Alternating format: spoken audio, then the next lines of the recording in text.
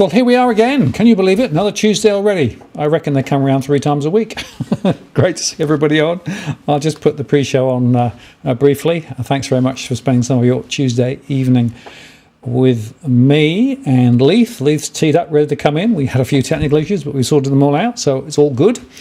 And I'm determined this time to get the year right. You may have noticed the last couple of times I was a year out when I went to the next bit of the show. So 2022, I've got to try and make sure I say the right year. Mind you, it's probably pretty obvious given where we are at the moment with everything. Anyway, before we do that, we've got some very important things to do. Okay, now why isn't that working? That's very interesting. Got a slight hiccup there, just a moment. I just realised something is not quite as it should be, which means nothing is going to do what it should do. Just a second. This is what you call last minute technical jiggery pokery. Just stay with me for a second. Yeah, that's because that crashed. I've had a few interesting technical problems over the last couple of days, and that was another one. Anyway, just a second. That's why I do the pre-show, to make sure we're all there. Right, now hopefully if I now do that, there you go. We got the doggy cam. The doggy cam is on. 2 dogs sound asleep. Luna at this end, Meteor at the far end. And took them out for a walk earlier on. Got wet again, lots of rain, but they're back now and very comfortable. I'll take them out after the show, of course, as normal. So there we go. Anyway, with all that out the way, let's take the pre-show off and get down to the main show. So stand by, I'll be back in a moment.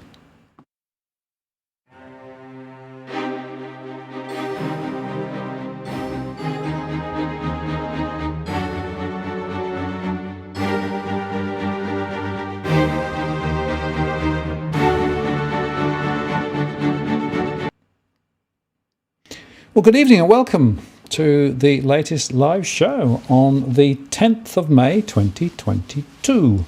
Martin North from Digital Finance Analytics. Great to have you on board tonight. Very important conversation with Leith coming up. A lot of discussion around the economy, RBA, rates.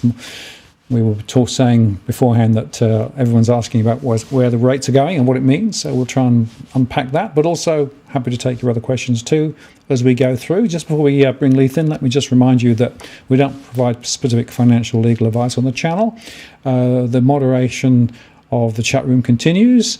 This is at the 10th of May 2022. And if you'd like to ask a question, use that Walk the World to make sure that I see that. And also, I've enabled Super Chat, so if you want to get your question on top, you can do that, or indeed make a contribution to what we do here. And with that out the way, let me push this button. Leith, hello. G'day, Martin. Hello, everyone. How are you? Yeah, very good. How are you going? Yeah, pretty good. Not too bad. It's getting cold here in Melbourne, but yeah, it's been good so far. But it's starting to pull out the winter woolies, which I don't like very much. Well, at least you had a summer. We did, yeah. It was one for the ages, I got to say. Now, for those who haven't come across you before, why don't you just give your brief introduction, because I think it's really important people understand where you're coming from, but also very importantly, you've got a very strong economic background, so you're not just making this stuff up, you've actually got something a little bit more under the hood than that. Yeah, well, so I basically graduated with honours economics at Melbourne University, worked at the Australian Treasury for 3 years, then worked at the Victorian Treasury for a year, then went to Goldman Sachs for 5 years, had enough of the corporate life, and then started up a independent website called MacroBusiness.com.au with my partner in crime, David Llewellyn-Smith. Been doing that for 10 years this year. And also work at the MB Fund as the chief economist with Damien Klass and Shelley and all the others there, and Sam. So, yeah, very busy. Basically, I'm just an independent economist and tend to have different views to, the mainstream, I guess, a lot of the time, a bit like yourself. Yeah, well, we run a bit of a parallel track, but we cross over from time to time. It's great to have you on the show. I've got Damien on in a couple of weeks. It'll be interesting to get his view. But look, I guess we got to start with interest rates, right? I mean, because that is the talk of the town. And, just put this up. This is the latest 30-day interbank cash rate futures implied yield curve, right? So 3.6 or 3.7%, right, is what they're saying over the next 18 months or so. And, basically 2.5% by the end of the year, right? What's wrong with this picture? Oh, it's completely bonkers. So, look, I saw that chart last week, and I've been following that chart for months. And basically, it was, it went absurd when it hit 3% by September next year, and then it went to 3.25, and then 3.5, and now it's at 3.7. Look, it's completely bonkers. If mortgage rates went up by that much, if they went to 2.5% by the end of the year, basically everybody's mortgage repayments are going to go up by about a third. If they go up to 3.7%, by September next year, everyone's mortgage rates from today, versus the start of this month, will go up about 50%.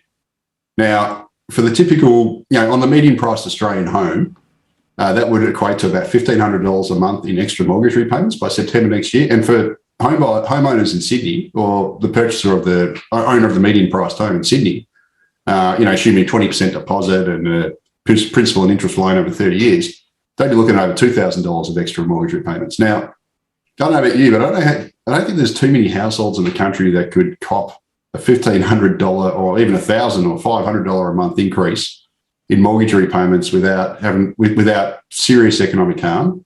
There'd be forced sales galore, property prices would crash, and the economy would be very likely thrown into a recession for the simple fact that household consumption comprises nearly 60% of economic growth in the country. And obviously, if people are paying, $1,000 extra a month or $1,500 extra a month, or in the case of Sydney siders, $2,000 extra a month, they're not going to be able to spend it elsewhere in the economy. So you're going to have a massive crash in household consumption, and that's going to throw the economy into recession. So, look, personally, I think those forecasts are absolutely bonkers. They're delusional, and there's no way the Reserve Bank of Australia would follow through. And if they did, we'd have, the real recession we didn't have to have, and a deep recession and a massive house price crash. So, look, I'll be honest with you. There's only one mainstream economist who I think has got this right, and that's Gareth Aird at the CBA. He's the head of Australian economics. Gareth Aird's tipping a terminal peak in the cash rate of 1.25%. And I've been saying since the start of the year that I reckon about 1% is probably enough. And Gareth thinks that we're not going to go above 1.25% for that simple fact that Australian mortgage holders are so indebted that anything greater than that is going to smash household consumption. It's going to and cause a house price crash. So, I think Gareth Aird's about the only one who's talking sense here. And, Westpac, ANZ, they're all tipping over 2%. I think NAB's about similar, and then the markets are tipping 3.7%. So, and Phil Lowe came out earlier this week or last week when he did the decision and said that we shouldn't be shocked if interest rates go to 2.5%, which again is a 1/3 increase in mortgage repayments. I think, I think the economics fraternity, other than Gareth Aird's gone completely mad. Yeah. Well, there's a couple of interesting observations. The first is how much of the inflation, inflation is very strong, 5.1 or 6.6 for the non-discretionary sector. But how much of that inflation is actually being driven by other than supply chain, right? And not much. Right. Well, that then suggests that lifting interest rates isn't necessarily going to have much impact on inflation. No. Well, so Australia's inflation is primarily imported, right? So we've seen at the petrol pump, you go to the petrol station, even despite the government cutting the fuel excise by 22 cents in the budget. Today I saw, Melbourne, it's getting close to $2 again. So we've all seen it. The petrol prices have gone through the roof. There's obviously supply chain issues elsewhere because of the trade issues out of China, etc. So you're seeing, imported cost inflation on raw materials and that sort of stuff. But the thing about it is that stuff tends to happen, it's a one-off price increase. Think about it like when the GST was introduced in 2000. Prices went up almost 10% straight away, right? So that was like a shock, but we all knew that was there. We're kind of going through a similar thing again. So, petrol prices have gone up to about $2 now. Next quarter, they'd have to go up to $2.20 and then $2.40, and they have to keep going up for inflation to keep rising. Yep. Even if petrol prices stay at the current level and input costs stay at the current level, albeit a lot higher than they were, that means that inflation going forward won't rise. So there's a bit of an issue here in that I see parallels, not in the way it's come about, but parallels to the global financial crisis, where we had the RBA raise rates heavily into the global financial crisis. And then, 6 to 8 months later, I think it was, they had to then suddenly reverse track and then they cut interest rates sharply. I wouldn't be surprised if in a year's time we have central banks around the world cutting interest rates because all these supply chain issues will hopefully have washed through, and we'll have economies around the world slowing quite heavily on the back of monetary tightening, and they'll be forced to reverse track. And that's kind of what happened to the GFC here in Australia. I wouldn't be surprised if we have that kind of, thing happen again where the RBA, hopefully doesn't, but it might go too far and then has to reverse track and then start slashing rates again because the economy is slowing so quickly and house prices are tanking.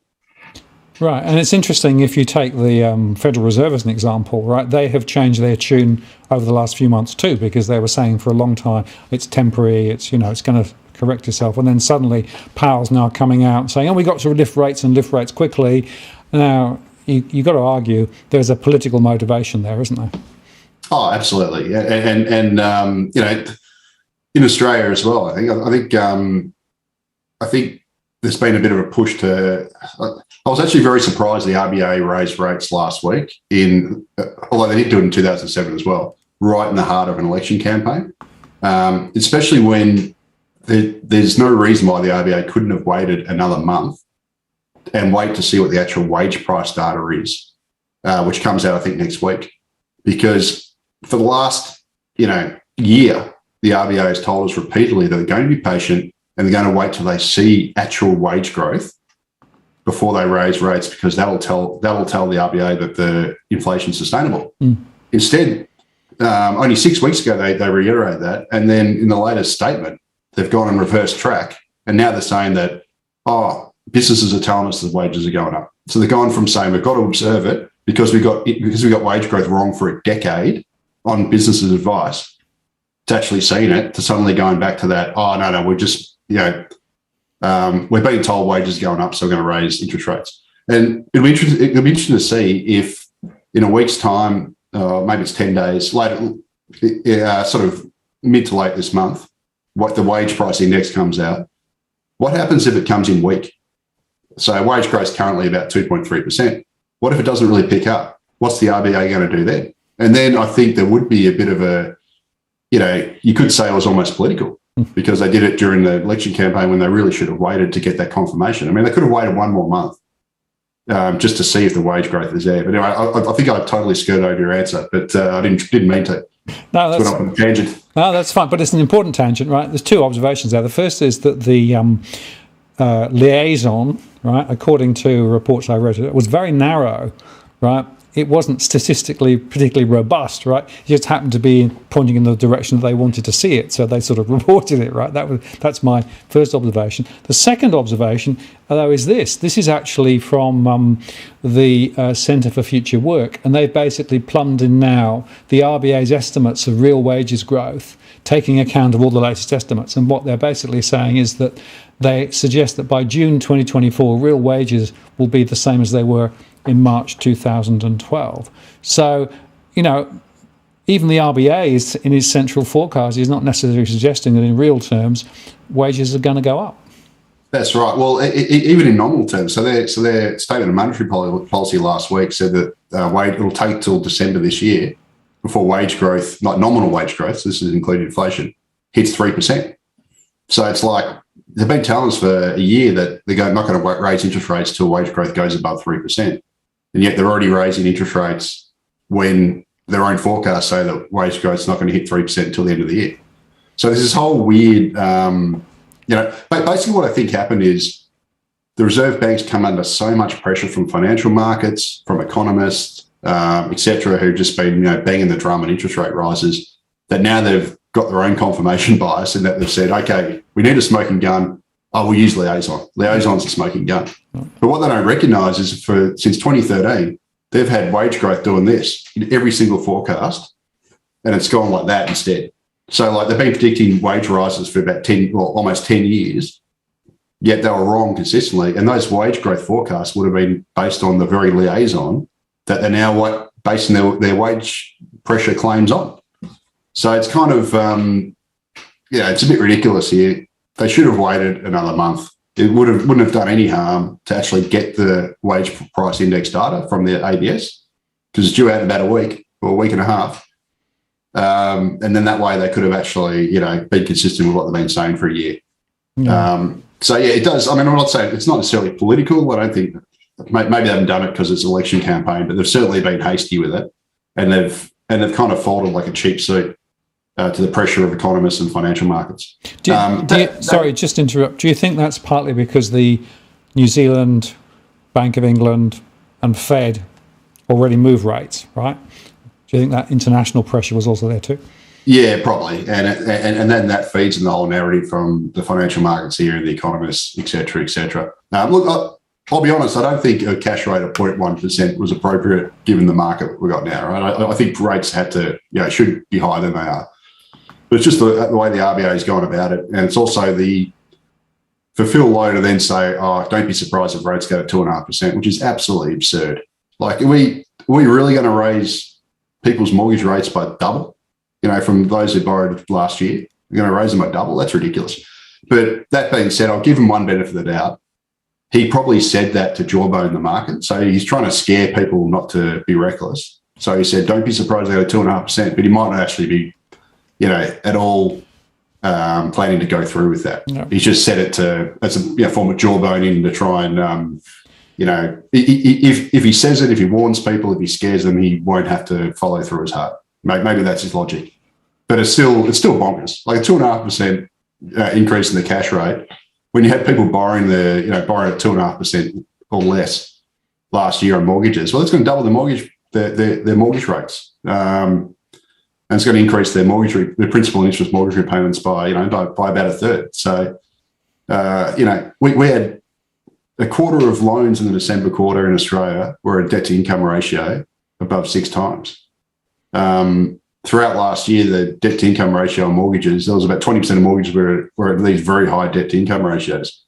Well, if mortgage rates double, those people are stuffed. There's no doubt about it. I just don't think I don't think a household is going to sail through such a steep rise in mortgage rates without serious harm, both to the housing market, to household finances and the economy. Yeah, absolutely. And just a couple of stake in the ground. This is my latest mortgage trust data. This is actually the end of April. 42% of households have cash flow pressures already. So I measure stress in terms of cash flow terms, not a specific proportion going to pay the mortgage, right? So that means there are a lot of people already in some difficulty. And if you were to actually put the rates up, then this is what happens with the extra households that effectively get sucked in as rates go up. So if they go up another 2%, you've got a significant number of additional households who get pulled in. And I think the other point, just to re-emphasise, because you made it quite quickly, because quite a lot of the economic momentum in the economy is consumer spending, if consumers are spending more on higher interest rates, they're going to spend less in other things. So it actually crushes growth. Oh, absolutely. I mean, I think the actual figure is 55% of final demand. So that's basically GDP leaving out net exports. So it's the money that's spent in the economy. 55% of it historically has been in household consumption. So basically where consumption goes, the economy goes generally. It follows that trend. And obviously during the start of the pandemic, we had economic growth contracted quite sharply because of lockdowns, consumption tanked. And then it rebounded quite strongly because consumption, once lockdown has ended and stimulus, etc., consumption boomed. But if we're going to have mortgage repayments go up by a third or a half or even 20%, that's going to have a massive impact on obviously household consumption. And even under Gareth Aird's low end forecast of a 1.25% cash rate, you're still going to have mortgage repayments rise by about 14%, which would then take us back to what they were at the start of the pandemic, the repayments to disposable income. So I think that's a more sensible approach. Sort of bring us back to the pre-pandemic level is probably the max we can handle without, sending the economy into a tailspin. But anything above that, which is basically every economist forecast other than CBA and the markets are predicting, is completely bonkers and way off mark. Yeah, and this was from Westpac. So it basically said that if interest rates have a terminal of 4%, then that puts us right back to where we were way back then, right? And even at 2 or 3%, it's going to be a real real pain. And of course, I think that chart's based on the RBA's interest repayment data. There's a better one. There's a better one for the Bank for International Settlements, which does principal and interest. Okay. I've done some work on that. So has Gareth Aird. He's used the same, and his shows that a 1.25% cash rate, the principal and interest repayments will be the same as what they were pre-pandemic, whereas that one, the interest is a bit over. Yeah. But the bigger note is anything above 2% cash rate rise or mortgage rate rise will bring mortgage debt repayments back to the level they were at the very peak of our history in 2008. Yep. So it only takes a 2% rise in interest rates to bring us back to our highest ever level of mortgage repayments. Yep. Debt repayments to household disposable income. Anything above that will be territory we'd never seen before. And just bear in mind that through the 2008 peak, it only stayed there for momentarily because the RBA quickly cut rates because they knew households couldn't take it, and it was sending the economy into a tailspin. So that sort of gives you a sense that, anything much above 1.25% is going to be pretty hard to take, and especially given, obviously the level of household debt now is way higher than it was back then, and households are so sensitive to rate rises. Yep. Well, we know they're very sensitive. And I guess the other question, the banks keep saying, well, everyone's got lots of buffers, right? They've got all of this money saved, et cetera, et cetera, et cetera. And then they're saying the bad debt levels are very, very low, so there's nothing to see here, move on. The question is, are they actually giving us the full picture? Yeah, well, I mean, all that's always a lag. So obviously we've had 2 years of 18 months of extremely strong asset price growth. So, of course, bad debts always look good when you're basically at that turning point. So, obviously rates have only just risen, and asset prices, housing in particular, has skyrocketed. So, of course, it's going to look good, but that can change pretty quickly if the situation changes and they suddenly ramp up mortgage rates and then house prices fall, which is, Sydney and Melbourne are already starting to fall now, just, obviously modestly. But it's just the beginning. And, if we start getting mortgage rates ramp up aggressively, well, then those house prices are going to fall very sharply. And that's going to, I think, turn those sort of, default rates or arrears can quickly turn the other way. Yeah. So, you're sort of taking the best figures we've got. The snapshot in time before, obviously, the proverbials hit the fan. Yeah. So it's the lowest absolute rates at the moment. And, of course, we've got the nearly $1 trillion of debt, public debt, piling up in the background too. Yeah. Which I mean, I'm not so concerned about the public debt. I mean, that's let's face it, the government controls the currency. They can do the funny money, whatever, to pay that. It's the private debt that always worries me. And obviously that's predominantly mortgages. So yeah, I think I honestly think that we're going to have. I'm going to write a report on this for the mid-year report for MacroBusiness, but I wouldn't be surprised if we've, forget the GFC, we're going to have the GHC, the global housing crash, next year, purely because we've had this synchronised house price boom over the pandemic, and it's all been driven by, obviously, central banks doing quantitative easing, dropping mortgage rates through the floor, drove really a synchronised housing boom everywhere. New Zealand went up 45%, I think, in the last 2 years, the RBNZ said. We boomed not by as much, but, massively. Canada, everywhere went through the roof. And now we've got this synchronised rise in interest rates, obviously, as the central banks go the other way and they pull back. So, obviously, cheap and available credit caused the boom. And if you reverse those circumstances, well, you're going to get the reverse. Now, it doesn't necessarily mean prices are going to fall 30%, 40%, whatever. But we could find a pretty heavy housing corrections almost across the board next year. I wouldn't be surprised. It's something I need to look at a bit more. But it's what's going to happen in Australia or what's happening in New Zealand right now is pretty much happening elsewhere. Yep. And synchronised house price boom on cheap credit. You tighten that credit, you're going to get a synchronised house price correction. Yeah, seems pretty logical. Two observations. New Zealand's a bit ahead of the curve, right? So they started lifting rates last October and they're at 1.5%. They're already forecasting at least a 20% fall in house prices. Credit has come off and the markets have slowed. So you can sort of see where it goes. And, I have a feeling that most of the central banks got the same memo, basically. Yeah, actually, so I follow New Zealand very closely. So, quite a few of our readers at MacroBusiness are Kiwis, and so I try and, for years I've tried to follow it, give them, a decent amount of coverage, and I've been following the New Zealand housing market for years. And what's happening over there right now is quite scary. So, if you reckon Australia had loose lending last year, so I mentioned that in the December quarter, 25% of mortgages, according to APRA data, were debt-to-income ratios over 6. In New Zealand, over the whole calendar year, a full one third of mortgages in 2021 were at debt-to-income ratios above 6. Yep. Like they make us look responsible.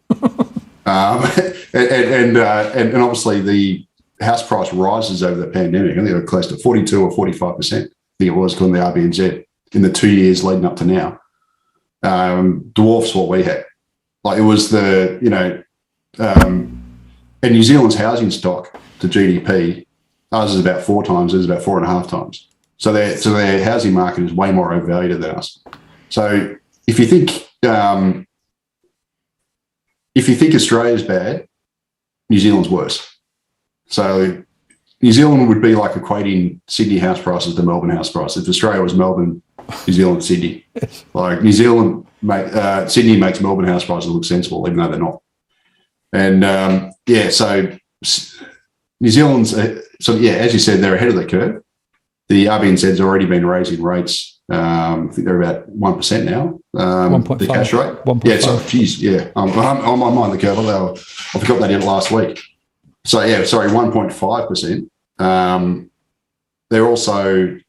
They brought in some responsible lending rules in December, which has also tightened credit.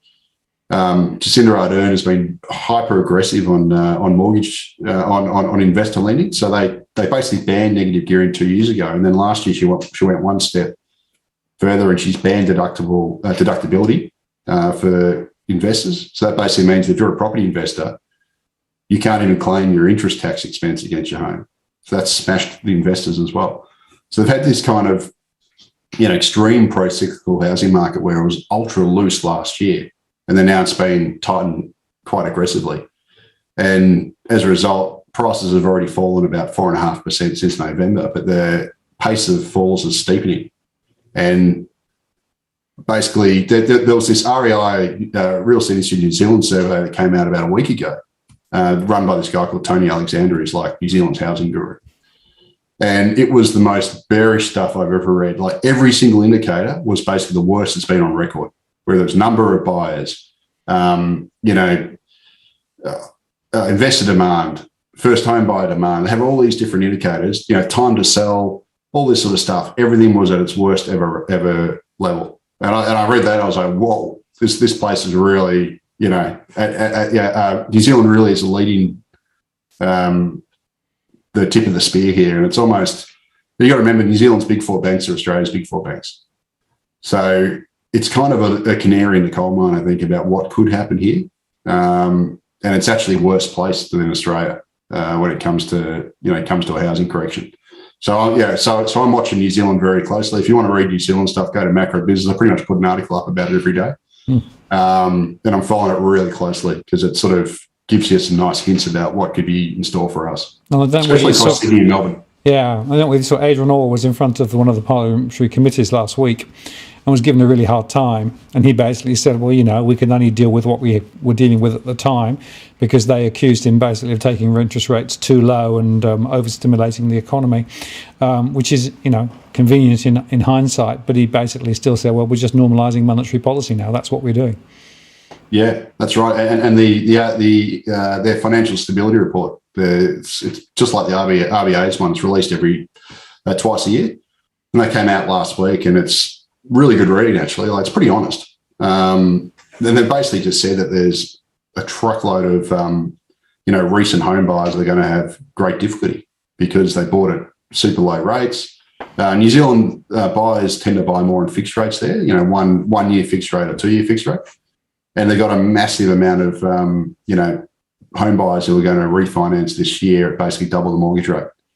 And, you know, again, a lot of these people bought with debt to income ratios above 6 times, and they're going to be stuck with this double whammy of suddenly having a huge ramp up in mortgage repayments and becoming under, you know, severe financial stress there at the same time as their asset probably goes into negative equity as well, because house prices are falling. So it's a pretty dicey situation, and it's, you know, it's been caused by this ultra loose monetary policy, and then now the reverse of that.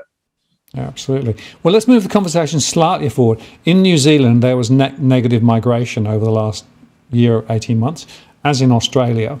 So you can't blame migration for the price rises. But in a market that's now potentially adjusting, one of the, quote, easy, unquote, levers is clearly going to be increasing migration. And yet, of course, neither side in the political debate currently before the election is going to mention it. But there is a big push for it, isn't there?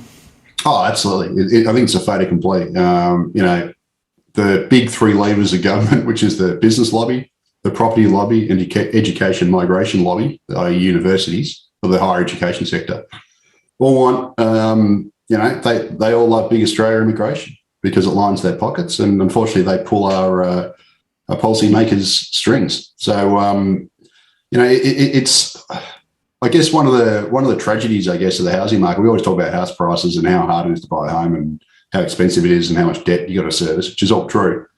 But the bigger issue is actually what's going on in the rental market. We've got, at the moment, it's quite perverse, despite the fact that immigration went negative. We've actually got the tightest rental vacancies almost on record, and rents are booming. They're up about 10% year on year. So we've got this rental crisis, and the reason why that seems to have happened is because the pandemic has kind of created this drive for more space. So people want space. Obviously, people have got second homes now. People who can afford it. They've bought the holiday houses and blah, blah, blah. And what that's meant is effectively you've had a shrinkage in the rental stock, because the number of people per dwelling has fallen, which means that you effectively need more rental stock to service the same size population.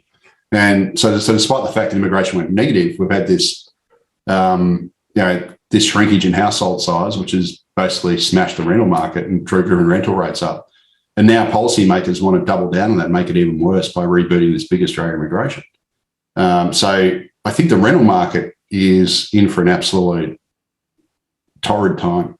I can see rental vacancies becoming even more problematic, and rents surging even more purely because on top of this pandemic-induced shrinkage in household size, we're now going to, you know, import 200,000 plus people every year into the country to make the whole problem worse.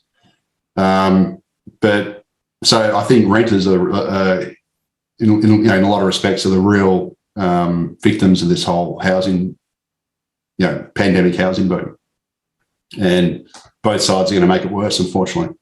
Cheered on by think tanks like the Great Institute, who love it, despite whinging about housing supply constantly, whinging about lack of social housing, whinging about, you know, too many emissions, yet they support big Australian immigration.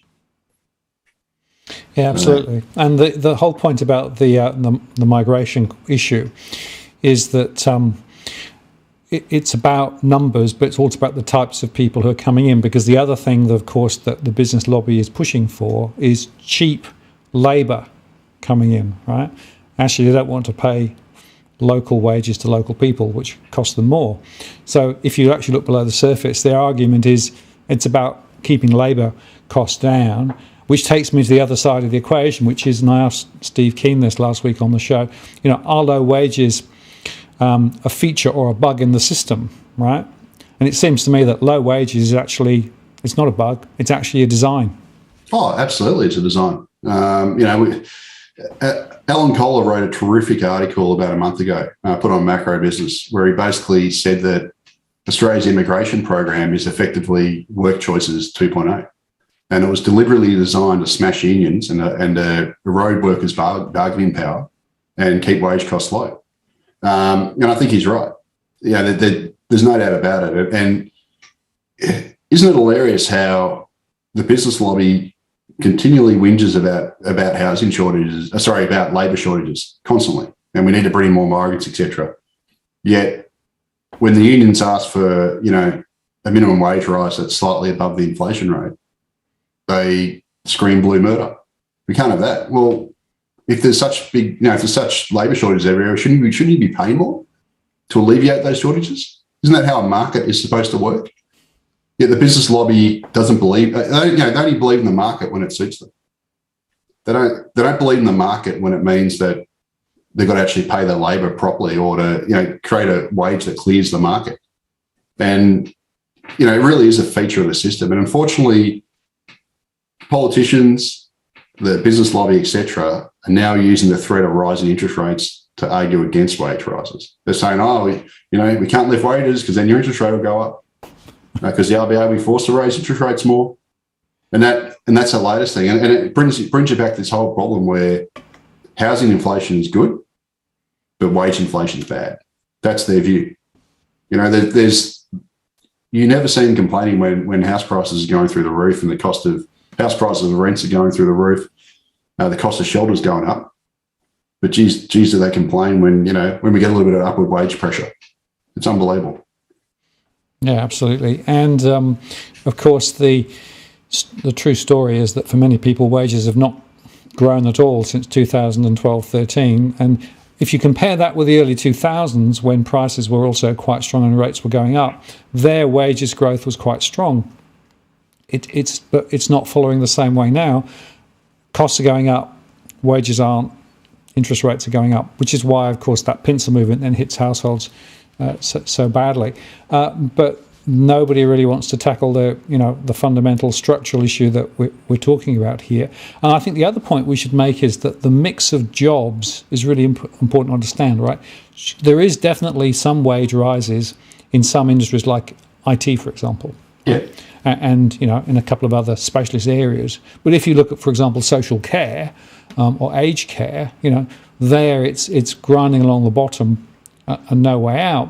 And it's interesting that Andrew Bailey from the Bank of England in the UK actually said in a statement about a month ago, don't go seeking significant wages growth because it will help to power inflation. Yeah, I know. It's like they don't seem to. It's fine to have shelter inflation, right? So the cost of our shelter goes up. Yep. They don't seem to mind when toll roads, when Transurban raises the toll road price by 4% every year, because that's locked in by the contracts. That sort of inflation is fine, but hey, geez, you can't pay your workers more. It's a real bugbear of mine, and I think one thing the pandemic induced, like getting back to the immigration thing, one thing this collapse in immigration has shown is that one of the main reasons why we had, I guess, low wage growth the last decade, and obviously higher unemployment than we should have had, is because we ran immigration so hard. Now that immigration's gone, we've now got the lowest unemployment rate. It's about to be the lowest unemployment rate since the mid-1970s, and the lowest underemployment rate since 2008. And that's purely because 500,000 foreign workers left. And basically, despite the fact that Australia's created less jobs, the trend growth in jobs has been less than it was pre-pandemic. We've now got this, 40-year low unemployment rate, purely because employers have been forced to hire unemployed Australians rather than a migrant worker. And that should be like that. It's as close as you can get to a controlled experiment we've had the last 2 years. Yep. And the proof's in the pudding. And obviously that's now starting to drive some upward pressure in wages, which is good. But now the employers are, well, on the one hand, they're complaining about skill shortages, but then they're saying they don't want to raise wages, which is how you get rid of those labour shortages. It's the whole system's a bit of a joke. It's contradictory, and unfortunately, Steve Keen's right. It is a feature of the system. It's not a bug. Yeah. It's been designed this way. Yeah. Smashing unions. Obviously, immigration is just one side of it. It's a big side of it. And there's all these other factors that have basically caused this sort of low wage economy we've gotten. And it has been replicated to a large extent across other countries, but we happen to run the immigration harder than most other countries. So that's just another headwind for wages that we've created for ourselves. Yeah, and Matthias Cormann, of course, actually pretty much admitted as much a few years ago, didn't he, before he went off to the OECD? Yeah, that's right. He actually said it on ABC Live. He said it's the system's designed to keep wage costs low. It's one of those. You always get this little. I think it was a slip up by him because he was actually a politician at the time. Usually, you get the honesty in their last speech before they leave. Like Joe Hockey got up and said, we should get rid of negative gearing after defending it for years in his last speech. It's usually the only time you actually get a bit of honesty is when they're out the door. But yeah, Matthias Cormann actually said it while he was a city member, but just before he left. He admitted that basically the system designed around keeping wage costs low for business. Exactly. And just the other point on that employment number, 500,000 temporary workers and foreign migrants left the country at the start of the COVID outbreak. That's why we have an unemployment rate with a 3 or late 3, early 4 in front of it, depending on how you measure it. But absolutely. It's completely artificial. It is, and it's artificial, but it's not. I guess it's artificial because you wouldn't usually lose migrants. But the flip side of that is it's artificial to run immigration at an average of about 230,000 a year, like we did for the last 15 years. Yep. So I'd argue that that's artificial as well. I mean, the normal amount of immigration was about 100,000 a year, and that's what it was pre 2005, and that's what it was for decades. It was around about bounced around a bit, but it was about 100,000 a year. It's actually a bit less than that, and so yes, it's abnormal to obviously lose 500,000 people, but it's also should be viewed as abnormal to import 230,000 a year for 15 years when the historical average is more like 100. So both are pretty much abnormal. But what it does show you is that if you want to have full employment and you want to give workers more bargaining power, you don't go about that by by basically growing your labour supply by 25,000 a month, which is what occurred, the 5 years pre-pandemic. Since the pandemic's hit, it's been averaging about, it's about 7,000 a month, I think. So it's barely, the labour force has been growing very slowly, just through natural increase in that, but it's grown, it's grown at a much, much slower rate. And then that's meant that the growing jobs, albeit despite the fact that jobs growth has been less, it's lagged the pre-pandemic trend, more of those jobs have gone to unemployed Australians because they're not constantly importing migrants to take those jobs. Now, the Grattan Institute will say, that's xenophobic. It's all about stimulus. It's not. If you don't believe me, go and read Bill Mitchell's work on it, Professor Bill Mitchell. He runs I can't remember the name, he's got a long name, but he's basically an employment expert, economics professor. He's done extensive research on it. And he's estimated, and he's done a whole model on it, that Australia's unemployment rate would be about 6.5% if we had the same circumstances we do now, but we'd run pre-COVID immigration levels. So, it's a pretty big increase, 2.5% higher than it is now, simply if we'd run immigration at the same level as we had, if we kept immigration going to pre-COVID levels. And so, the thing that's disappointing about this is we've had this election campaign, and I was hoping that Labor would, when the government comes out and boasts about jobs and the lowest unemployment rate in 40 years, blah, blah, blah, I was hoping Labor would say, no, but that's because you shut the border. But it's like, obviously Labor wants to reboot the immigration system. So they've both sides got this gentleman's agreement not to mention immigration. Yes. Even though that's the main driver of why we've got such low unemployment now, the collapse in immigration. And I was hoping Labor would at least mention it, so then I could point it out and go, see, I was right all along. but they refused to mention it, unfortunately. And and anyone who does do it, like Sally McManus mentioned it, she got shouted down, called a racist, blah, blah, blah. Anyone who does mention the obvious basically gets shouted down because you're not allowed to mention it because it's xenophobic, supposedly. That's right. Well, the two sides, of course, want to be the same, right? So, it's a mirror image of each other. You don't want to have any light between them for fear of being, split apart and creating all the stuff we had 3 years ago. Now, here's one from Stripy Cat, which follows on quite nicely. What are the chances of wage rises in the face of increased costs to businesses due to inflation and future rises to compulsory super payments from 9.5 to 12.5 in coming years? Yeah, I think wage growth will pick up just because of the tight labour market, but certainly that's a good point about superannuation. So basically every year the superannuation guarantees is scheduled to rise by 0.5%. And we know from historical experience and that any increase in almost all of the increase in compulsory superannuation comes from your take-home pay. So effectively, that's going to be a drain on wage growth.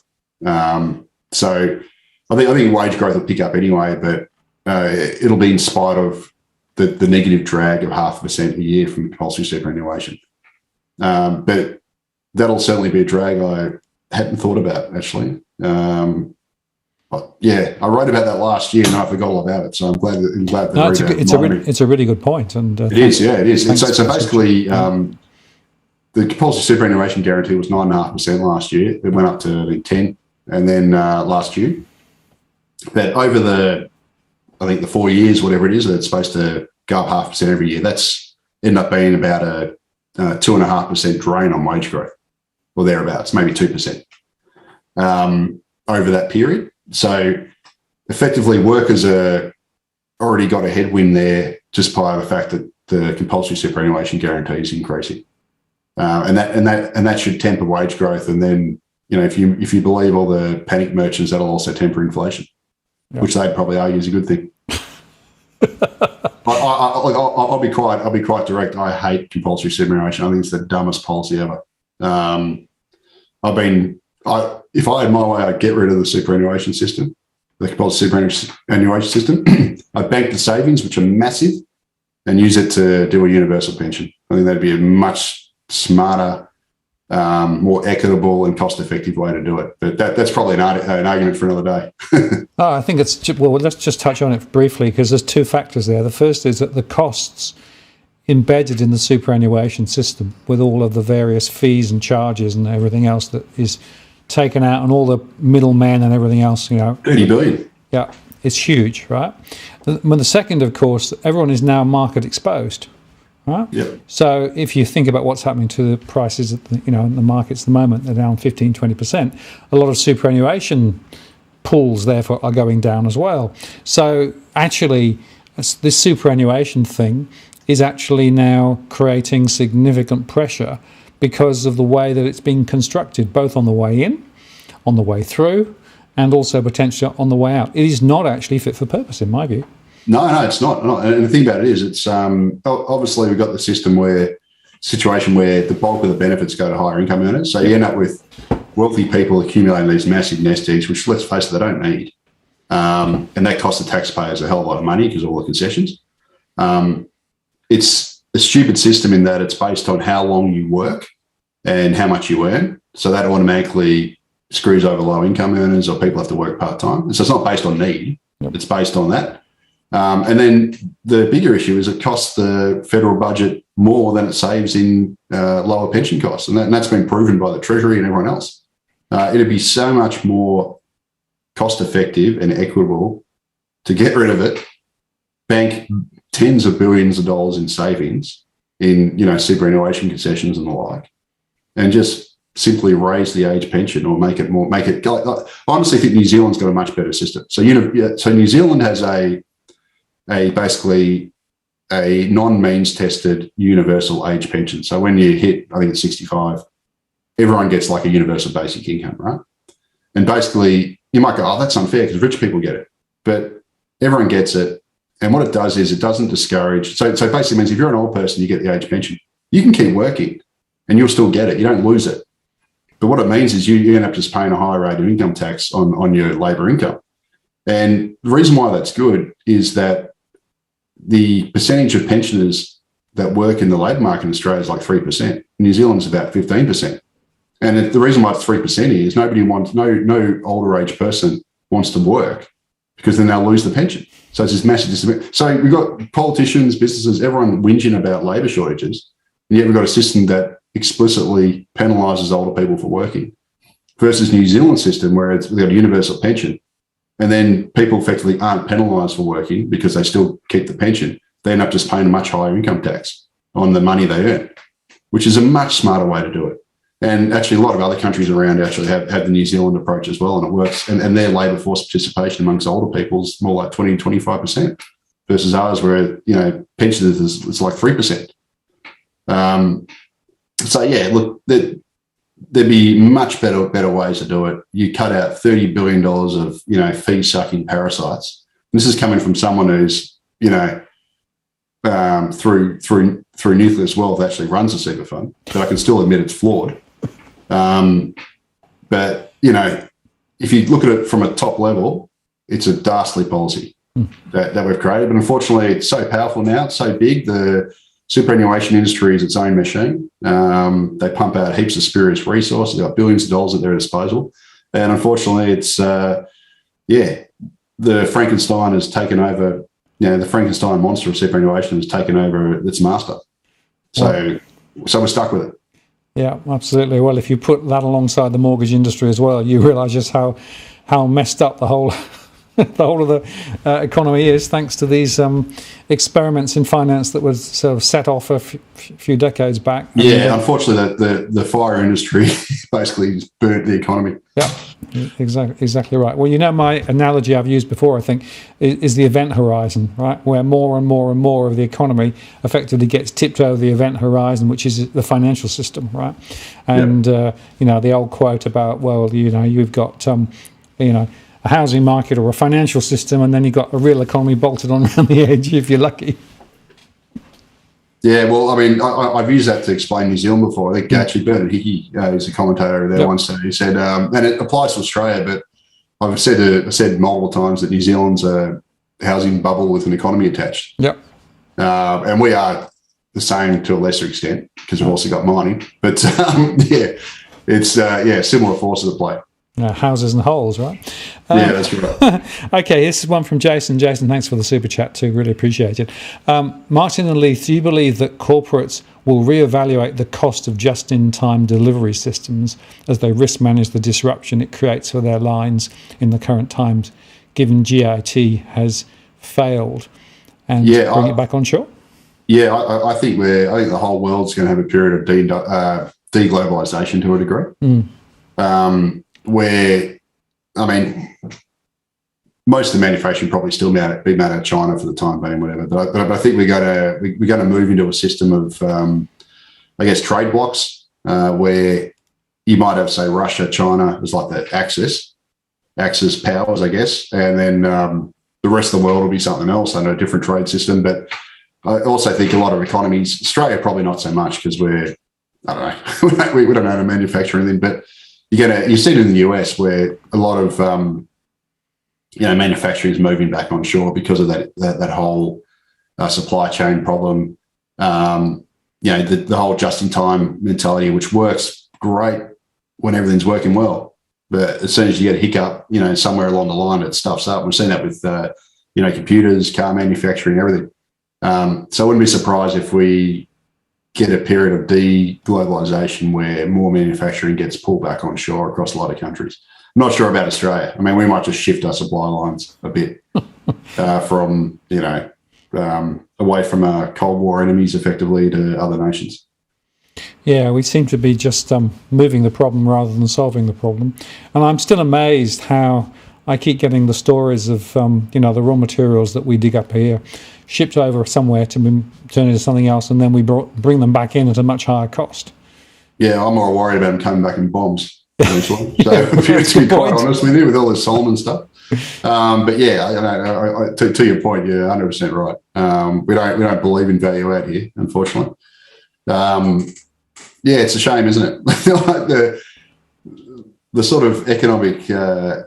My partner in crime, Dave Llewellyn-Smith, all those years ago when he, back in, I think 2010 when I first met him, and he had his Houses and Holes blog. It was just the perfect analogy for the Australian economy, and it hasn't changed in the 12 years since. That's basically it, Houses and Holes. Well, the economic base has actually reduced further, hasn't it? Yeah, it has. Yeah, it's gotten worse. So Australia has, I think, the lowest manufacturing share in the OECD, which is pretty pathetic, really. It must have been when I was younger, I used to look at the UK and think, the UK's, they've been so financialised, they don't have a manufacturing industry. Well, they actually do. They do produce cars and other stuff. And compared to Australia, they're a bloody manufacturing powerhouse. We just, wouldn't be surprised. I need to look into it, but the manufacturing we do have is probably just housing inputs, really.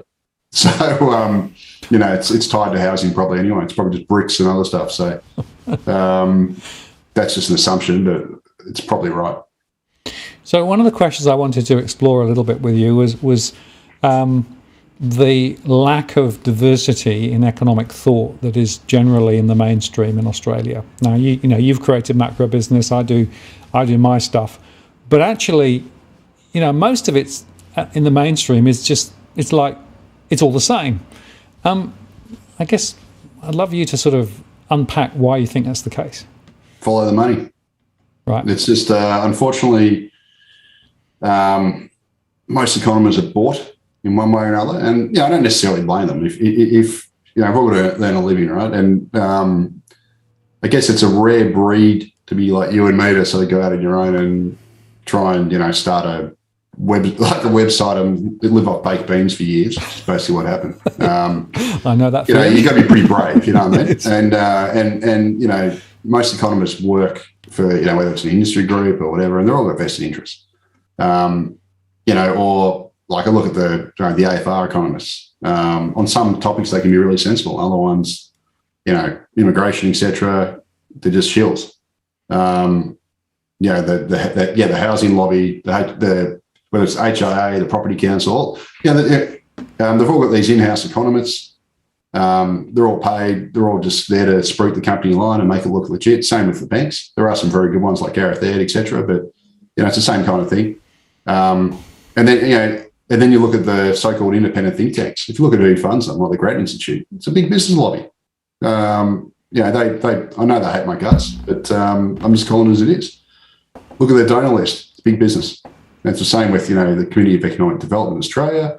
They're all the same, Business Council, blah, blah, blah.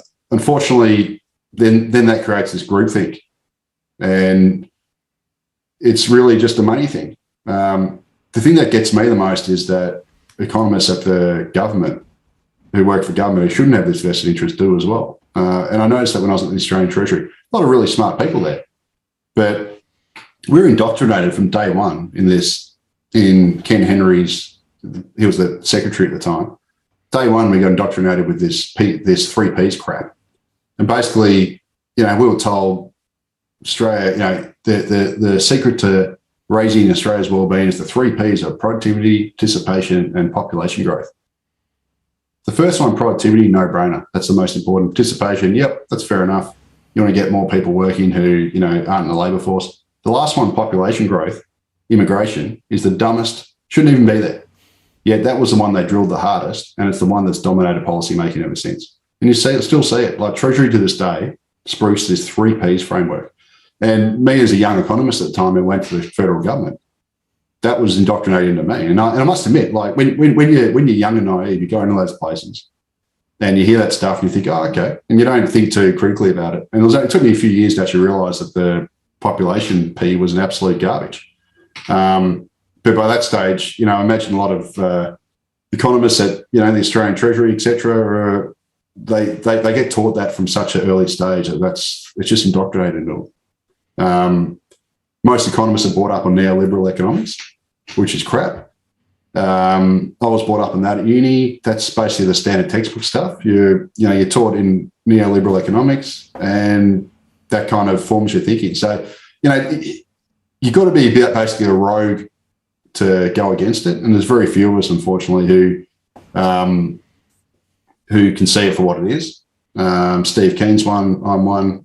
Steve and I have got, probably different views and stuff, but we're still unorthodox, I guess. You're another one. But we're pretty rare because, I go against a lot of the stuff I learned at uni and go against what was indoctrinated in me at the Australian Treasury when it comes to immigration, etc. But you've got to go against the grain, and it's easier and it's also more lucrative not to go against the grain because that's where the money is. There's way more money in being a paid shill, unfortunately. And there's a lot less money in not being a paid shill because if you're a paid shill, industry backs you, and that's where the money is. So I think that's why the whole economics profession, well, not the whole of it, but there are a lot of good ones, but by and large is, corrupted, unfortunately. And sorry, long-winded answer. No. I think it's really important. And let me just take the argument slightly further, because the other thing I've noticed that when Phil Lowe stands up in front of the media, right, they serve him very gentle, low balls for him to back, right? There's no real penetrative thinking, and there's no real hard questioning of his philosophy or approach. I mean, he gave a press conference after the last announcement last week. You might as well not bother to watch it, because there was no real sense of wanting to probe or test. I noticed the same with the Federal Reserve as well, because they run press conferences. But again, the questions that they ask these mandarins are just so weak. I don't fully understand why, but I sort of half do, I think. Yeah, well, that was interesting, because last year I thought the RBA had actually turned a corner. So when the pandemic hit, and you had Phil Lowe actually talk about, he actually did talk about immigration's impact on wages. That's what he cited that as one of the main reasons why Australia's wage growth sucked. Yep. Is because we've had this, constant positive labour supply shock. Yep. And he got shouted down as, being a lunatic, and you had Ronald Mizzen at the AFR, and the other bloke, whatever his name is, the other Economist guy, young dude. We're all attacking him, doing attack pieces. Everyone was attacking him for being, racist, xenophobic. How dare he say that? Our immigration system's the best in the world. Blah blah blah. And he was just telling the truth. But it also, the reason why it rubbed the wrong way is because it went against what he'd been saying the previous 5 years, where he's been just a big Australia shill and booster like everyone else. And unfortunately, he copped so much flack from stating the obvious that he's since gone back to his old ways. And so we had this one year period where the RBA was lucid, not just on that topic, but other topics. And now they're just going back to, as Dave Llewellyn Smith calls them, the lunatic RBA. They actually got their sense for a year, and then now they're just going back to being lunatics. So, I don't know. It's like someone's got to them, whether it's behind the scenes, business lobby, backers, I don't know. Look, I don't want to sound like a conspiracy theorist or whatever, but for some reason, they've rolled like a cheap suit, and they're no longer talking sense. Yeah. But you see, it seems to me that central banks around the world have the same benefit. I used it in one of my recent shows. I said it's like, that everybody waits for the truth from God, right? So the central bank leader, delivers it, and everybody says, thank you very much, and off they go without any real critique or a real sense of, hang on a moment, but what about this, right? That is annoying. The RBA is always held as the universal source of truth, right? so no matter what they say, I can write an article and someone's, no, the RBA says this. I don't care.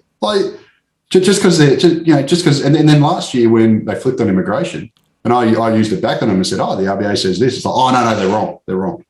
I guess everyone bends everything to suit their agenda or whatever they're, call it confirmation bias, whatever. I probably do it as well. But the fact of the matter is, by and large, the RBA is held up as a universal source of truth on everything. And what they say is the gospel. And it really shouldn't be that way. I mean, they're fallible like everyone else. I mean, we just look at their wage growth forecast for the last 10 years, for goodness sake. Or their inflation forecast. Yeah, exactly. Yeah. Well, I mean, the two things go hand in hand.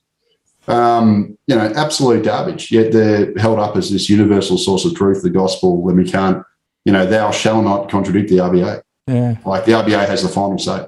Yeah. And it's just I think reasonable minds can differ on things. But you don't get this discourse in Australia. It's you get it on my side, you get it from you, some independent guys like us do it. But by and large, it's it's just one big circle jerk. So to me, sorry, I shouldn't say that, but I'm just being honest. It's getting late. I'm getting, it's getting to the adults only hour. So, but that's kind of what it's become. And it used to annoy me, but now I laugh because I've just been watching this for 10 years, and you think every year it can't get worse. and then it gets worse. Yep, It's a bit like politics. I remember when the dying days of the Howard government, I was like, man, this government's bad. But now I look back on the Howard government, they're bloody fantastic compared to the mobs we've had since, which is an unbelievable situation. Like it's like every government's gotten worse, and then policy's gotten worse.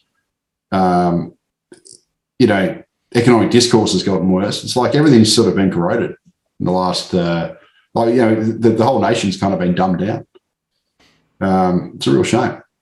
Yeah, absolutely. Well, people want the easy, quick answer, and the very short, easy, quick answer. In 5 words or less, right? It doesn't help. But I guess I just wanted to take the conversation slightly further. So we've got central banks who basically are held up as positions of, prime authority, and they know precisely what they're doing. They're a step above everybody else, right?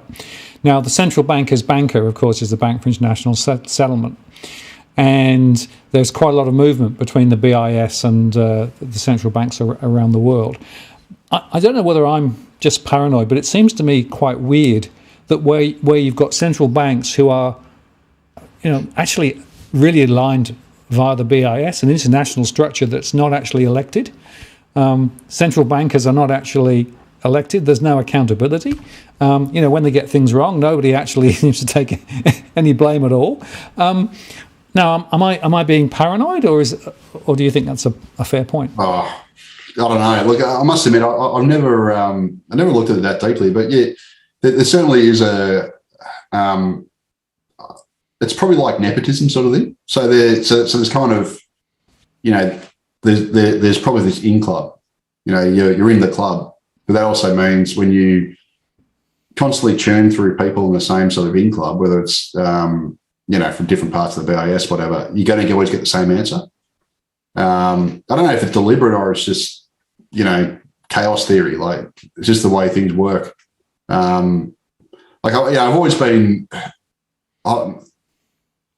People often get me that try and tell me there's some global elite who's trying to pull all the strings on not just this kind of stuff, but everything. This global elite that's like pulling policymaker strings and putting us in this new world order stuff. I hear this stuff all the time. Yeah. I personally don't believe any of it because I believe in chaos theory, and that if you look at our governments, whether it's a local government, a state government, a federal government, they can't organise a bloody, chook raffle. So to try and think that there's some global elite pulling everyone's strings is just incomprehensible, because they can't even organise the most basic stuff. So I don't think, so how can they get the big stuff right? I just think it's kind of like, I sort of believe that, it's chaos theory. Yeah. In my view. Because I just don't think the world's that organised. I call it the cock-up theory of history. Yeah, cock-up theory. That's fine too. Yeah. Rather than actually somebody having a grand plan that they're sort of secretly, pulling all the levers, and the chances of them being able to do that successfully, I think is. Mate, we, as a society, not just in Australia, like globally, we can't organise anything. So it's not like so I don't see how they can be, getting the, all the countries to row in the same direction. No, because they can't even get a local government to row in the same direction, or whatever. So it's just it's hard enough trying to organise something at a school committee, let alone trying to get people to agree on when to hold a bloody school fair. No. Let alone this this bigger stuff. So I just believe in chaos theory or cock-up theory, whatever you call it. And, there are a lot of these quasi-non-government organisations around the world, from the World Economic Forum, the UN, etc., right? And they all have a certain set of cultural norms and a certain set of behaviours and a certain set of values, which you could actually typify as being sort of aligned to the US predominantly. Yeah. That doesn't mean that there is some sort of seed at the centre that's sort of pulling all the strings through all of those entities, right? It's more about... It's just a bloody talk fest. Yeah. Well, it's a particular set of philosophies and approaches, and as you say, underpinned by neoliberalism, right, which actually takes you to certain conclusions as to what you do and what you don't do. I think that's probably a fairer and more accurate assessment of how things actually work. Yeah, you've probably seen the World Economic Forum thing, and there was a YouTube video or whatever going about from their website saying that by 2030 you'll own nothing and you'll be happy or something. Yep. Or some crap like that. Yeah. I was getting sent that, like, see, they're going to take your house away from you. I'm like, are you serious? Australia, New Zealand, all these places, mate, they're not touching our bloody houses. Like, they're trying to get us to buy more houses. If anything, they're trying to get more, lackeys into the market. That's how you keep it. So this whole sort of notion that there's this global elite that's going to take your houses away from you, and that is like, I just sort of look and go, are you serious? Like, that's not how Australia works, mate. We're all about the house.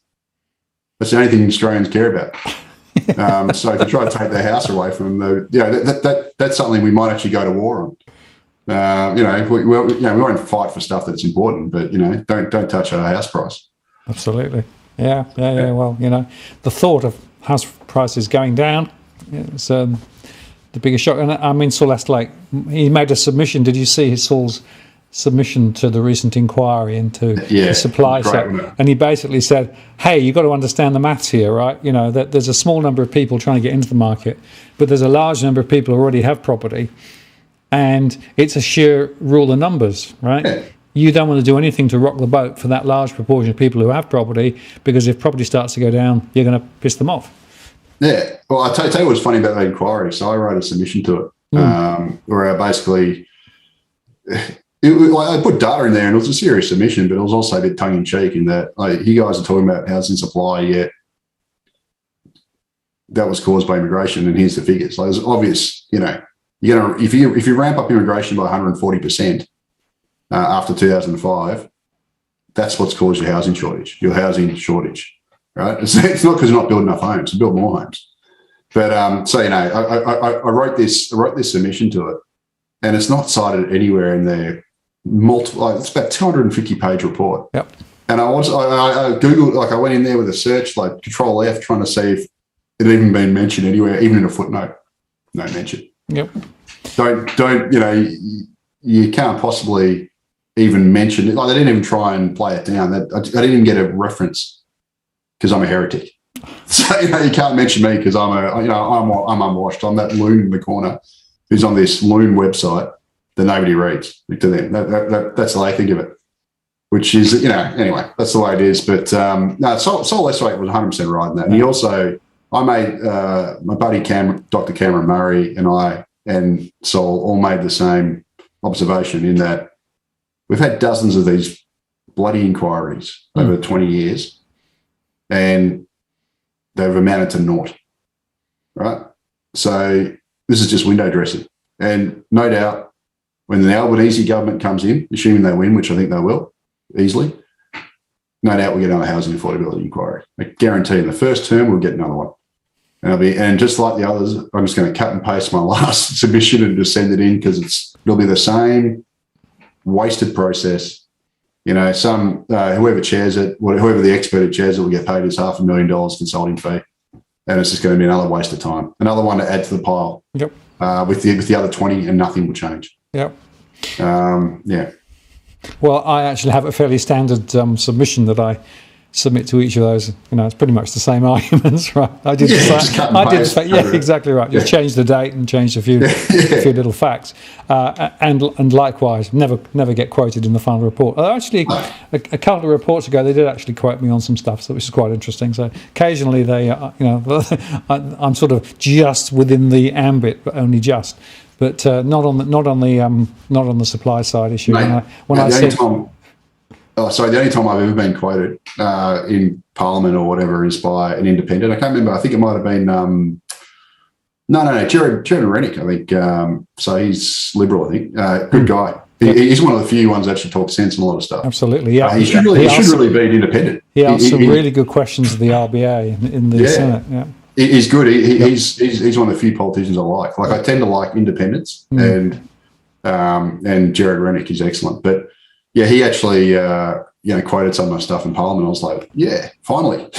But it's only over the independents, or it's like a rogue like Jared Rennick. Yeah. But yeah, like, other than that, don't mention MacroBusiness. Don't mention me. I'm a heretic. So, anyway. Well, heretics are welcome on this channel. There's a few questions that came in. One of them ones that Cookie Boy asked earlier on was about the concept of a national bank. In other words, not a bank that's actually just commercially driven, but actually one that's owned by essentially us, that can invest in infrastructure and can invest in the things that the other banks don't want to invest in. All they want to do is to just lend more stuff for houses. Any thoughts on whether a national bank makes any sense? Because CBA once was a national bank, then it was privatised. Yeah, I don't think there's any harm. Although I think New Zealand's got that. I think with Kiwi Bank. Yeah. And I don't know. I certainly don't think there's anything wrong with it, but I don't know if it's necessarily led to better outcomes over there. I guess it's how you do it, I suppose. But Kiwi Bank was introduced in New Zealand, I think, just to give some pricing pressure to the Big Four. Yes, it was. To make sure that to give some pricing pressure on mortgages, etc. And it's obviously done its job there. But I certainly don't think there's any problem with it. I just don't know if it depends how it's set up. If it's set up purely to compete against the Big Four as like a Kiwi Bank style, it's probably not going to change much, really. It'll just give a bit of pricing pressure, but they'll still be way too much, lending for mortgages, not enough for businesses, et cetera, et cetera. Yep. If it's done to sort of funnel its profits into, I don't know, nation-building stuff, it's fair enough. But really, governments should just do that anyway. There's nothing stopping the government setting up a, independent, independent infrastructure authority, whatever, and fund it. I'm certainly not against it. I just don't know if it would necessarily make much difference, especially if it's set up the New Zealand way. Yeah, because that definitely hasn't really changed much over there. Like, it's still one of the biggest housing bubbles I've ever seen. Absolutely. Well, they actually ended up playing the same game as everybody else, actually. Yeah, that's it. And if it's just basically a corporatised, government-owned bank, well, does it really matter? Mm. So in the last few minutes, I wanted just to explore a couple of other issues. One of the ones is the China connection. Right? China is going through a very significant correction at the moment. I mean, obviously we've got the COVID lockdowns, which means that the supply chain disruption and all the ships stacked outside, but we've also got the property sector going downhill very significantly in China. And of course, the deadly embrace of China to Australia is huge, right? So huge proportion of our exports go to China. We import a lot back into Australia from China. And economically speaking, we're still very much connected strongly with what happens in China. So I guess from a local perspective, because I know that other people cover the whole international, what do you think about it from the impact on the local economy here? And is this really going to be another dampener on what's happening ahead, or do you think that we're going to find a way through this? I think we'll find a way through. I mean, obviously, China's been dropping the hammer on us for 18 months now, and the economy's going strong, but obviously we had a lot of stimulus as well. So it's definitely one to watch. I think Australia has got to shift its focus away from China. I don't want to say anything too controversial, but I am concerned about China's ambitions, I guess, with what's going on with Solomons at the moment. Is incredibly worrying. In fact, I've got mates and stuff who are they all worry about climate change, etc., which is a real issue. But I worry about this. I worry about the China thing in Solomons, because I think that's the biggest threat to our national security in decades.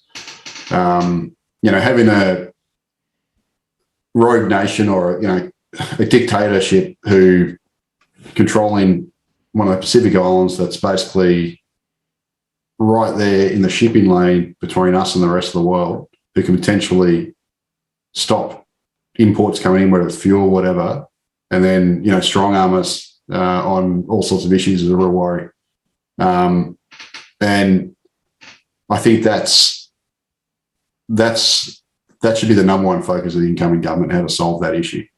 And unfortunately, it hasn't really received much attention during the election campaign.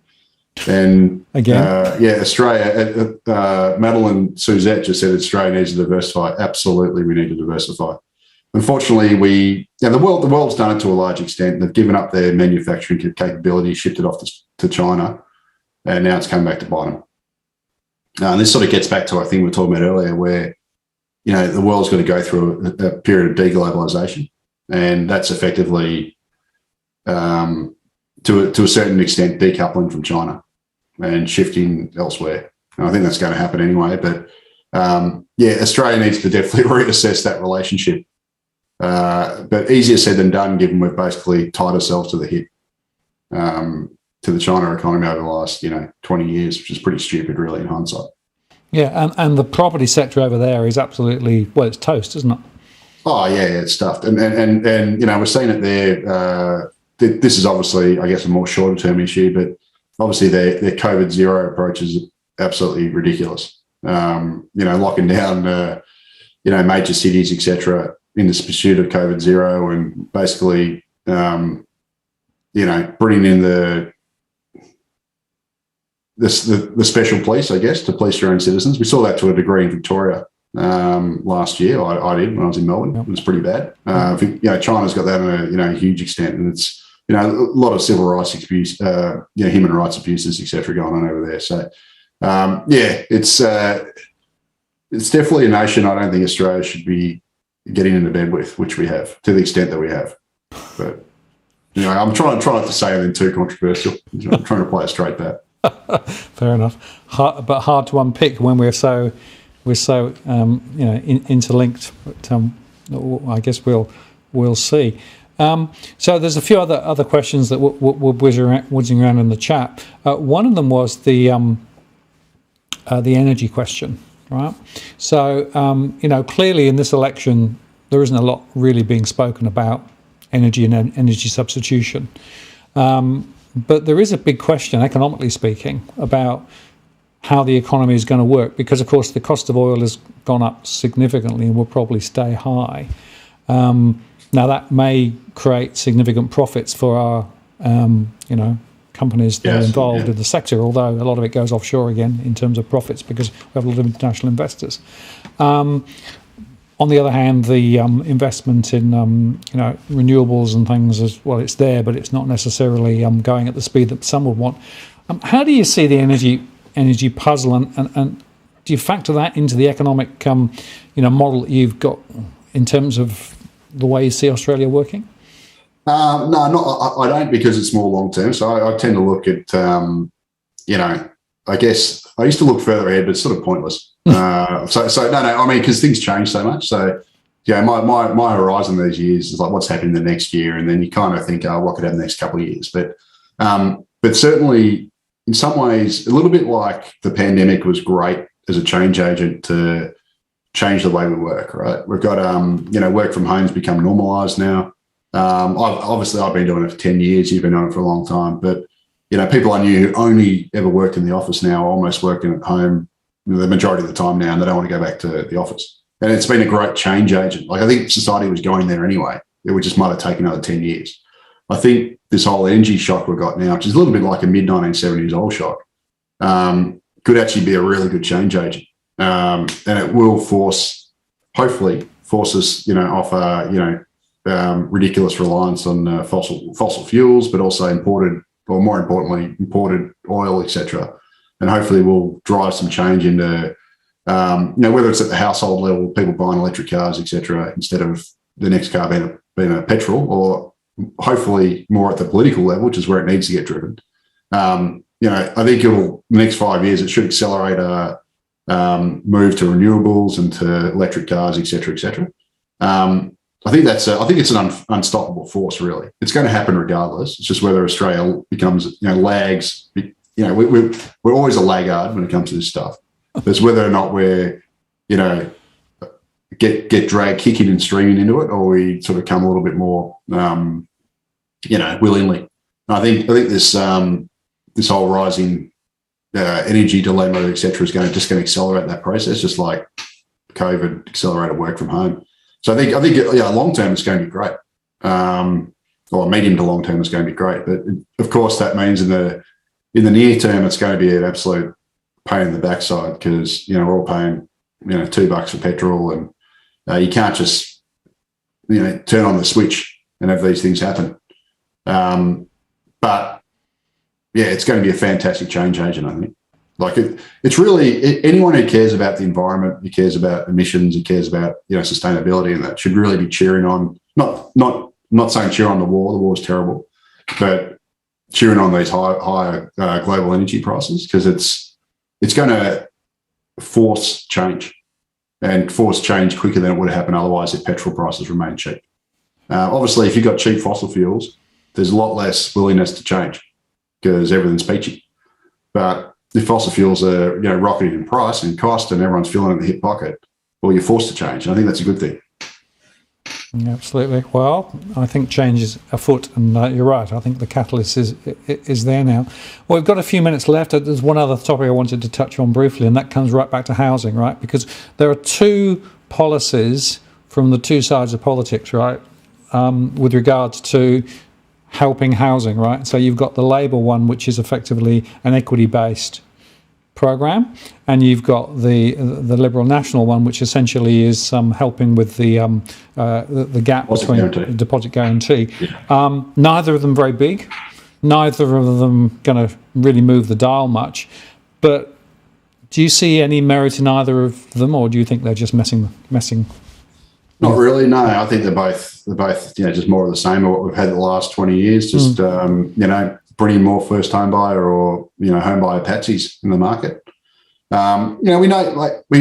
We know from the last 30 years of observation that these demand side measures don't work. We know that because obviously prices have rocketed more, and also home ownership rates have collapsed. So we've had all these schemes I saw Leslie in his submission to that housing affordability inquiry said it beautifully. He wrote a whole section on it, saying that we've had generations of this stuff. Yep. And we know it doesn't work because it just, it's kind of, in economics, you've got this term called tragedy of the commons, which is basically what's true of the part isn't necessarily true of the whole. So while a first home buyer grant or whatever can make me individually better off, it doesn't make me better off if everyone else is also applying that same first home buyer's grant, because all it does is just end up pushing up the prices.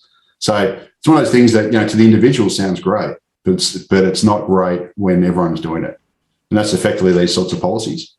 If you push up the system cost price of housing, although people are going to spend more to buy that, the price has gone up because of the policy. So it doesn't actually, it's self-defeating. And that's effectively what we've had in the last, 20, 30 years, because we've had non-stop demand-side stimulus that's just resulted in higher prices and lower home ownership rates. And that should be proof positive that doesn't work. But again, it gets down the politics of it. Politicians want affordability, but they don't want prices to fall and prices keep rising. So this is how you argue for affordability without actually fixing the crux of the problem. So it's really just, they're both political measures. They're not going to work. I think most economists, even the captured ones, would agree that they're not very good. Then they're self-defeating. So unfortunately, Labor. You can't really blame Labor. Coalitions was always going to do this. That's their MO. Scott Morrison used to work at the property council, for goodness sake. But Labor did actually try and do some reform last two elections, and they didn't win. So they've been spooked, and as a result, they're just doing the easy road, just taking the easy road, just trying to do something that's politically popular, and is actually going to end up making the situation worse, albeit at the margin. Yeah, absolutely. Well, it's quite clear that those programs have no real long-term benefit other than lifting prices even higher. They sound good politically, so you might get a bit of media coverage, and then people think, well, they must be doing something then for housing, but they're not. Nobody's tackling the fundamental issues that are structurally there, as and I know, that have been there for a long, long time. House prices are way too high relative to income, relative to GDP, and there's no real intent to deal with it, as far as I can see at the moment. Right? Oh no, absolutely. I'll try to get back to the tragedy of the commons thing. So it's almost like, think of it as if my parents. If I was looking to buy a first home buyer, my parents gave me $100,000 to buy my house. Obviously, that's going to help me out, right? But if every parent gave their kid $100,000, well, then you're not better off, because prices would just rocket across the board. Yep. So you end up just, you spend all this money, but you've just driven the cost of housing up. And that's kind of what these policies have done. Absolutely. So they do sound appealing on the individual level, but if everyone's doing it and it applies across the market, they're no longer appealing. No, and the only beneficiaries are actually the construction sector because they get paid to build stuff, and the finance sector because they can lend more mortgages. Yeah, that's right. And they just fatten their margins. So exactly. Yeah, it's just unfortunately, I'm not surprised they've done it. In some ways, I'm relieved because they're not worse. I've become that cynical now, where when I read a federal budget, and I get slammed sometimes because I'll give my hot take in a budget, right? You do it. I posted it about 8:30, so an hour after it's come out, and it's my initial view. And often it's people go like, "Why aren't you slamming this?" It's like, because I expected it to be so much worse. Like it exceeded expectations because, it only had, $20 billion of pork, not 100. And because I always go into these things expecting them to be a lot worse, when they end up not being as bad, I'm relieved. And in some ways, I was expecting these home buyer policies to be worse. So, they're not good. They're going to make the housing affordability situation worse at the margin, but they could have been a lot worse. Like at least there are, pretty small numbers applying to them. There are limits, although I bet you those initial numbers that they've mentioned are going to get expanded. The limits will keep getting raised because when a whole bunch of home buyers miss out, they'll whinge and the government go, "Oh, gee, this is such a successful scheme. Well, let's expand it." And it'll just make the situation worse. Yeah. Well, ScoMo has been very quick to point to the 300,000 or something people who've been helped over the last couple of years with his programs. But, it's an interesting question as to how helped they really are. Well, yeah, and obviously, meanwhile, the poor suffering renters are suffering through, the lowest vacancy rates on record, or at least in generations. And, rents that are rose nationally by about 10%. So, they're the ones who are really copying it the hardest. 2 million renters are in rental stress, according to my analysis at the moment. That's way I wouldn't be surprised at all. I mean, they're, renters tend to be obviously lower income earners. Yep. They're more paycheck to paycheck, and they're way more sensitive to these sort of rising costs. So, I think rents have risen more it's probably close to 20% over the pandemic, over 2 years, or maybe 15 to 20%. So it's, very high rates of growth. And obviously that's a broad average. There are some areas like regional Australia, some markets where, rents have gone ballistic. I know a guy on the Gold Coast who's earns good money, about my age, one of my friends, who has not been able to get a rental on the Gold Coast. And he's doing 20-page application forms. Yep. And the reason why they're reluctant to rent to him is because his wife passed away last year and he took 6 months off work. And because he doesn't have a stable employment record, he just can't get a rental, even though he's a perfect candidate. And it's just a nightmare. Like he says, he goes, "Mate, it'd be easier for me to get a mortgage than getting a rental property." That's how hard it is up there. Yeah. So it's just crazy. Yeah. Well, I've had a few people who have basically chosen to hock themselves for a mortgage, because there's no way they can get rental accommodation at all. And so they're actually digging a deeper hole for themselves, particularly with interest rates now going to rise, but they had no choice. Yeah, that's it. It's almost sort of panic buying in a way. It's a form of panic buying because it's like, well, I can't get a rental, I don't want to be homeless. So, I'll just go and pay way over the odds for a place just to get myself out of the situation, when then you just put yourself in another situation. Yeah, absolutely. So it's absolutely. Yeah. But it's interesting that in the election campaign, almost renters has not been mentioned once, I think, in any policies that I've seen from anybody. No, I think there was a very brief chicken feed policy on social housing. I think from Labor, minuscule. Yep. But really, renters are forgotten, and they always seem to be forgotten. I don't know why that is. Especially given the renting constituents are starting to become bigger. Like obviously we've got more people renting now than there was 20 years ago because home ownership rates have collapsed. So You think they'd be becoming a bigger political voice. Absolutely. But for some reason, they're still silent. I don't know why that is. Yep.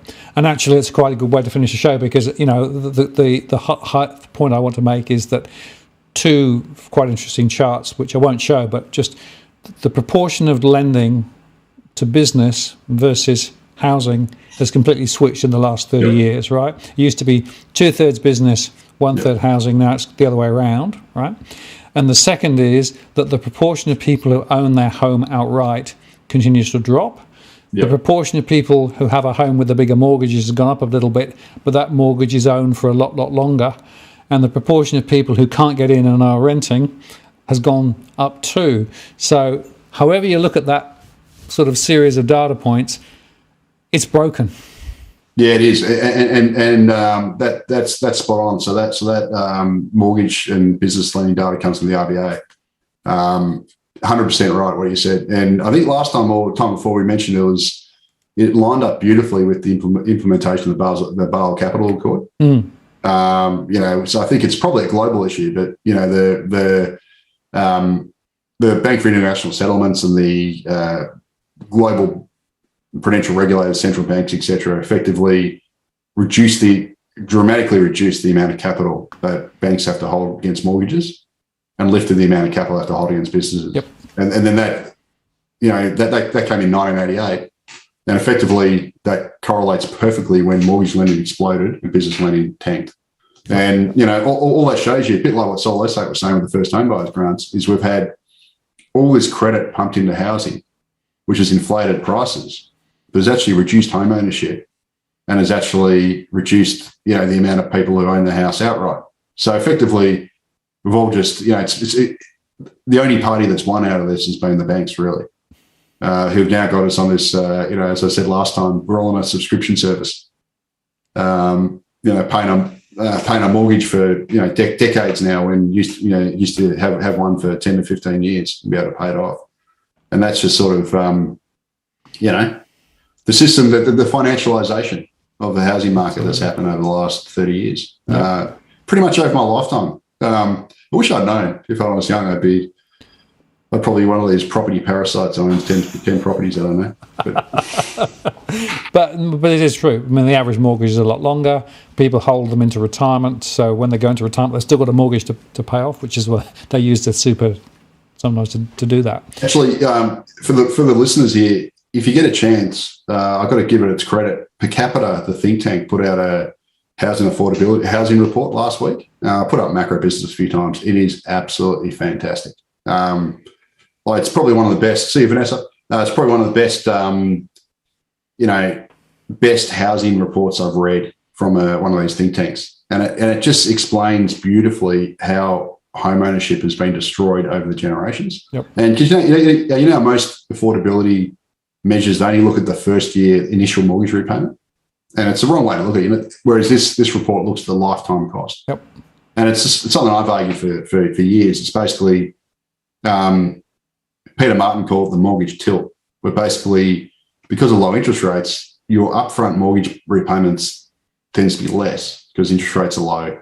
Because you've got low wage growth as well, and the principal's so high, you end up repaying that mortgage over decades. Whereas previously, when inflation was high and interest rates were high and nominal wage growth was high, you effectively pay high mortgage in the first year, but then that reduces really quickly because your debts are inflated away. Yep. And this report shows that beautifully. And it shows basically how home ownership rates have gotten worse every 5-year period since the baby boomer generation was born in 1945 to 55, and it's just gotten worse and worse every single period. And they also estimate that the Generation Xer now is paying $1,000 more than they would be if they're on the same trajectory as a pre-boomer generation, because they're paying mortgages for so much longer. It's a fantastic report. If you like data and that sort of stuff on this sort of issue, it's well worth a read. Absolutely. No, it is a very good one. And I think I've mentioned it in some of my shows as well, because it really does highlight the lifetime cost. Yeah, absolutely. And that's the point. People are paying more for longer, right? The banks are loving it because, as you say, you are a cash flow, right? And that's almost close to what the World Economic Forum. You'll be happy because you won't own it. You'll still be paying for it, right? Yeah, actually, maybe they are right. They just they weren't talking about renting. They were saying you're renting because you're paying a mortgage for, what's next? We're going to have, Japanese style 50-year mortgages, 100-year mortgages. Exactly. Intergenerational mortgages. Why not? Yeah, that's it. So, I mean, I always look back to my parents. They, my dad hates when I do this. He's a boomer, so he's like, interest rates got 17%. I'm like, yeah, Dad, you had your house paid off in 1982, mate. 10 years after you took it out. But he, obviously periods of high inflation, high nominal wage growth, and you pay when you paid a small amount for your home relative, like 3 times your income, and you had high inflation and high nominal wage growth, even though interest rates were higher, you pay it off real quick. Yep. Whereas now you take out a jumbo mortgage day one, you've got low wage growth, low mortgage rates are rising. You're stuck paying this chunk that erodes really slowly over time. Like even after 10 years, you're still paying a massive mortgage. That's right. That's kind of the system we've got now. And then you draw down more equity. Yeah, that's it. So it's all, you just, equity, mate. Yeah, exactly. Leith, thank you very much for that. Really enjoy the conversation. You always have so much to contribute, so thank you very much. There was Jason did ask one question, which he was talking about US farmland, the cost and what have you. I actually don't know the answer to that, Jason, but I appreciate the super chat. We might. I got no idea. Sorry, Jason. I'll have a look offline, and if I get some more information, I'll make a show or comment it next time. I suspect it'd be cheaper than Australia's though, because it's not hard. I mean, look at the relative house prices of the US and Australia, right?